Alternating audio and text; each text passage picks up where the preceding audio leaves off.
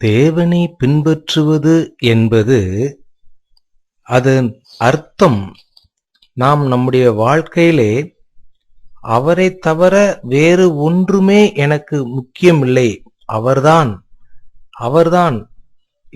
அவருடைய சாயலில்தான் நான் உருவாக்கப்பட்டிருக்கிறேன், அவர்தான் எனக்கு முதலிடம் என்று பின்பற்றுவதுதான் அந்த மெய்யான அன்பு. பார்த்துக்குங்க, பிதா தம்முடைய குமாரனை அனுப்புகிற பொழுது அந்த பிதாவை போல அதே மாதிரியே இருக்கிறார்.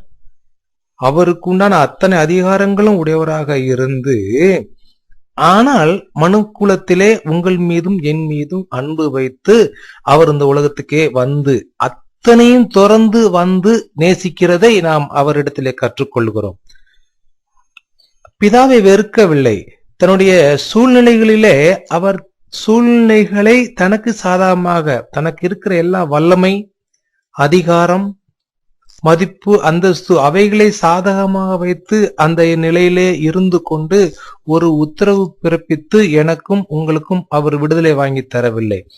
தானே அவர் தம்முடைய சாயலிலே குமாரனை அனுப்பி மீட்பை நமக்கு தருகிறார்.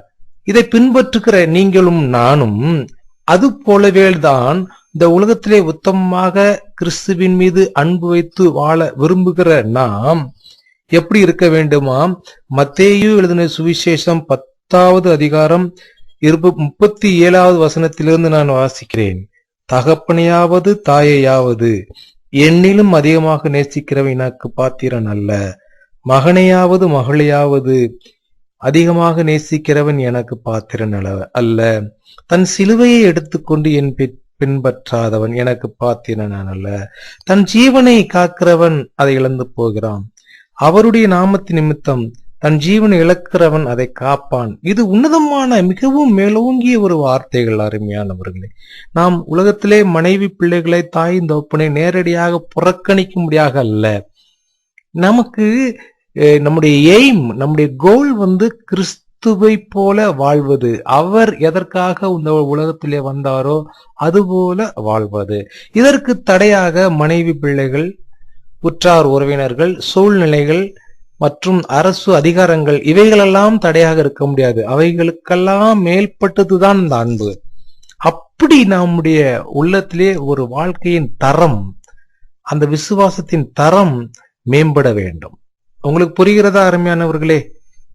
வெளிப்படையாக நீங்கள் எதையோ உதறி தள்ளுவதற்கல்ல, சொந்த பந்தத்தை விட்டு நீங்குவதல்ல, அவைகளின் மத்தியில் தான் நாம் இருப்போம். அவைகளுக்கு ஊடே தேவனை நேசிப்பது.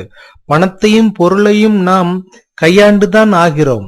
அதை யாரும் கையாள முடியாது, எனக்கு வேண்டாம் என்று நம்மால் சொல்ல முடியவில்லை. ஆனால் அதிலே உண்மையும், அதிலே தேவனை மட்டும் வெளிப்படுத்தி அவருக்கே முக்கியத்துவம் கொடுத்து வாழ கற்றுக்கொள்கிறவர்கள், தவறை தவிர்க்கிறவர்கள், தவறு செய்வதனால் வரக்கூடிய நிந்தைகளை, அவமானங்களை ஏற்றுக்கொள்பவர்கள். புரிகிறதா உங்களுக்கு? அந்த வாழ்க்கைக்கு நீங்களும் நானும் அழைக்கப்பட்டிருக்கிறோம். அதுதான் மெய்யான அன்பு. தேவன் இந்த அன்பை உங்களுக்கு வெளிப்படுத்துவாராக தொடர்ந்து. ஆமேன்.